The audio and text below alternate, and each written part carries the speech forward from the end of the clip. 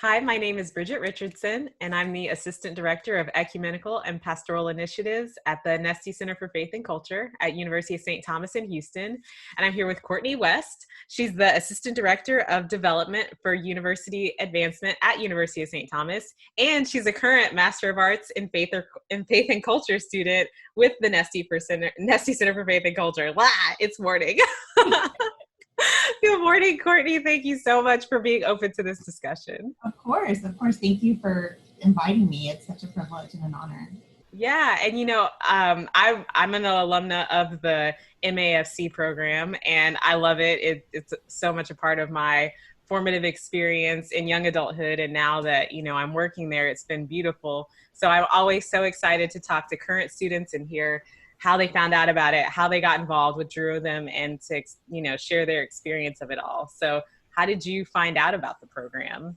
So I came to work for the University of St. Thomas a little over a year and a half ago, and I had started graduate school at another university in a different program over a decade ago, and then we had our daughter, and I kind of took a hiatus from school, and so coming to work for the university really invigorated in me a desire to go back to school. And when I was an undergraduate, I studied communications, and then the previous graduate program I was in the hospitality industry. But neither one of those was interesting to me. And so I started speaking with one of my colleagues who had been a student in this program, the MAFC program. And she kind of started telling me about it, and it really appealed to so many different things in my life, because I'm not at a phase where I want a master's degree that is, what you think of as far as like the next step in a career, like an MBA or going to law school or medical school or whatnot. So I wanted something that was more about forming me as a person, and that, could kind of take me wherever I go in life.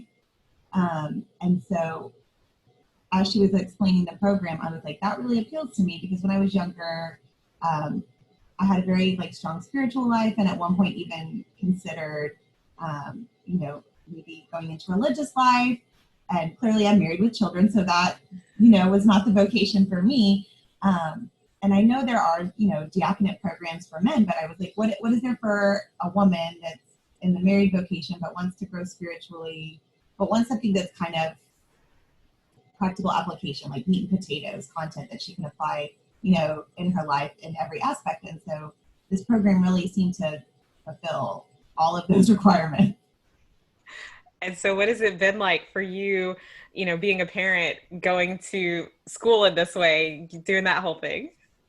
It's kind of interesting, because my children are 13 and 10, and so they really watch what you do. So I think if anything, it helps them see like a good example, because I'm being more studious. So when they see me break open, my book to read, or when they see me working on a paper or whatnot, I think it gives them that strong work ethic, and it's I think that's really wonderful. And then also just having class.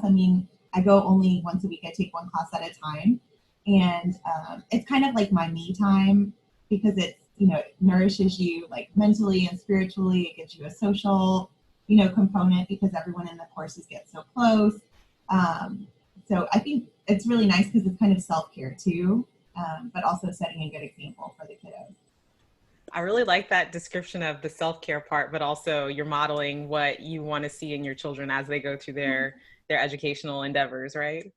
Yeah, no, definitely. I think you never know like what sinks in when you're a parent until maybe like they're an adult. But I don't know. I think I especially noticed it. I'm a runner too, and so my daughter is a runner now, and so I think they're always watching, and they are their own people. But I think when you make good choices and you model good choices, then hopefully it sinks in, and it seems to.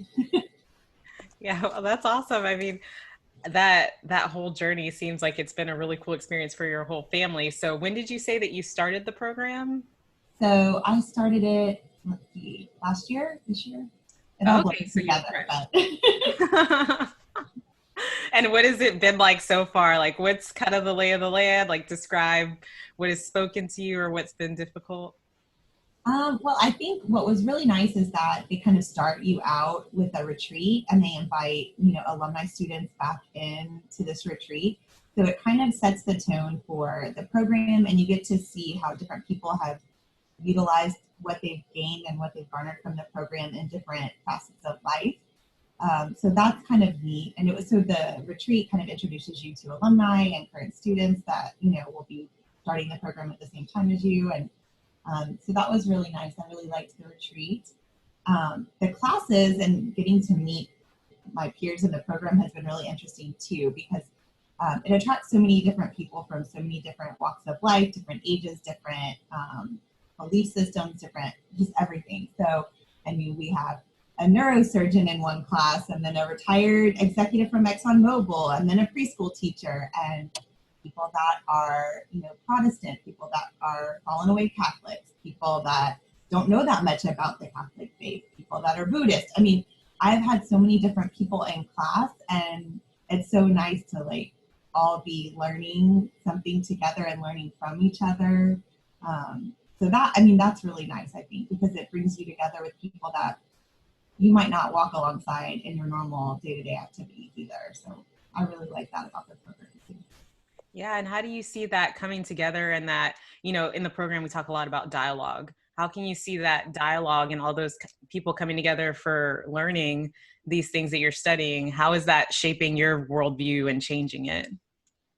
Well, so was it last fall that there was the conference that the CFC hosted on race and race? Mm-hmm. Yeah, we just did a video about that too. We talked with a few people who went to that. It was amazing. Okay, so I mean, I never thought that I had a lot of bias of any sort. Like I've always felt like I'm pretty open and honest and I could talk to anybody without really having any bias.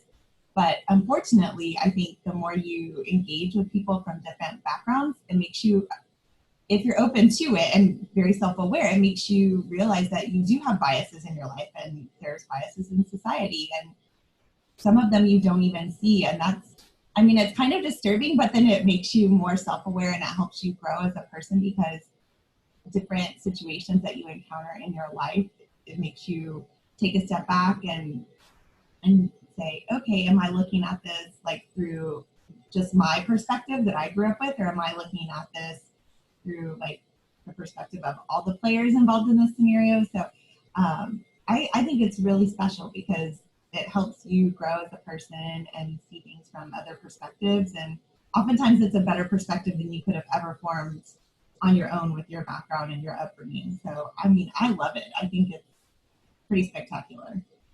And I like how you said, if you're open to that understanding, because I remember it was in the Christian spirituality course that kind of hit for me, like, what are my biases and where do I struggle? And I can't truly minister to others until I understand who I am and what my biases are and what my needs are, right?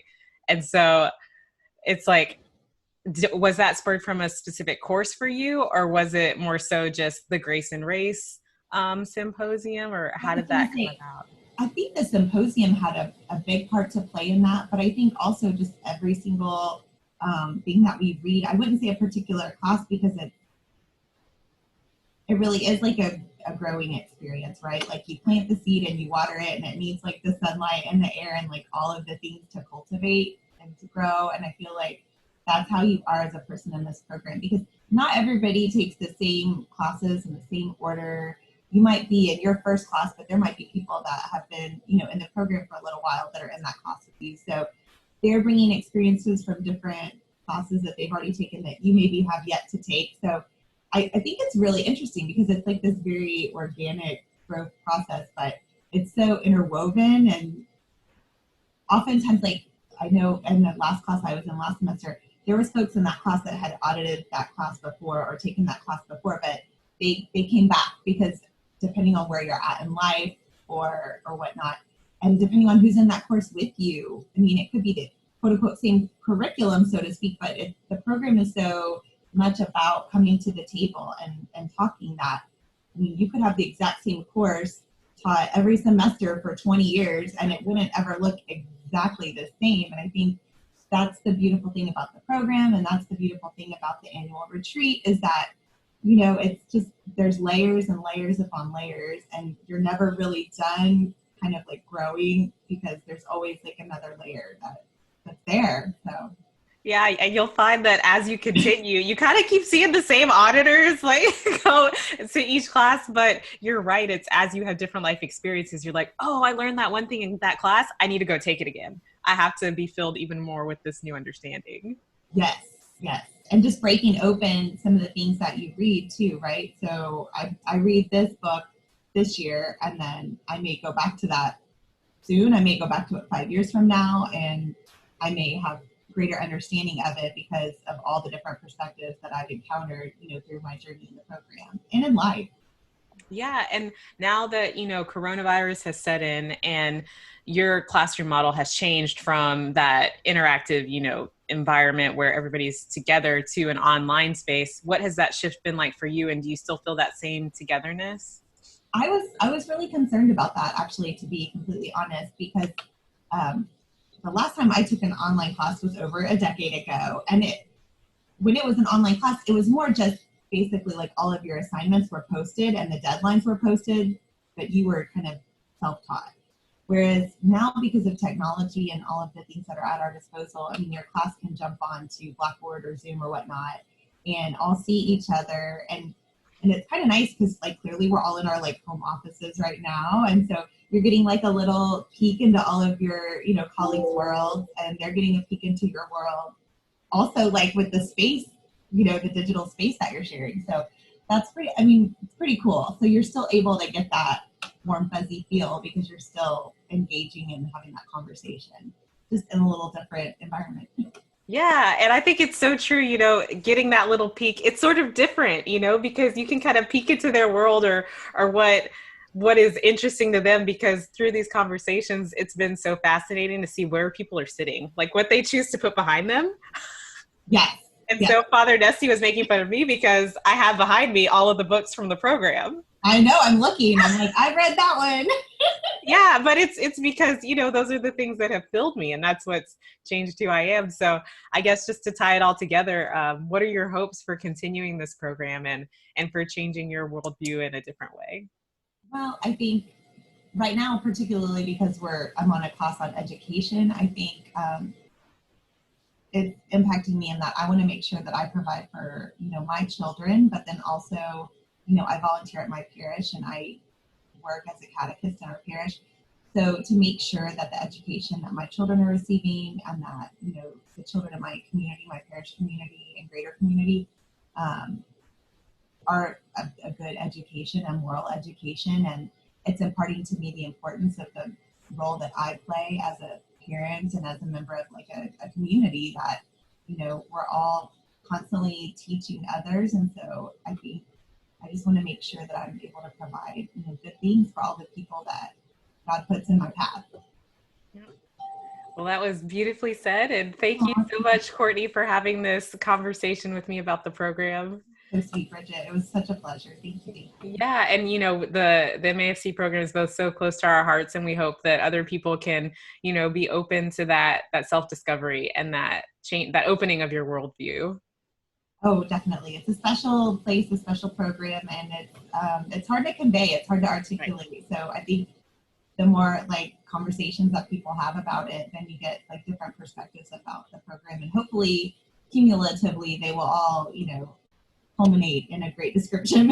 Yeah. And anybody who's interested, they can, I'll put our website in the description, but reach out to me, reach out to Courtney. I mean, we love talking about it. Absolutely. Yeah, Dr. Squires, I mean, anybody. So again, thank you, Courtney. And thank you for making time for this. I really appreciate it. It was a pleasure. Thank you, Bridget.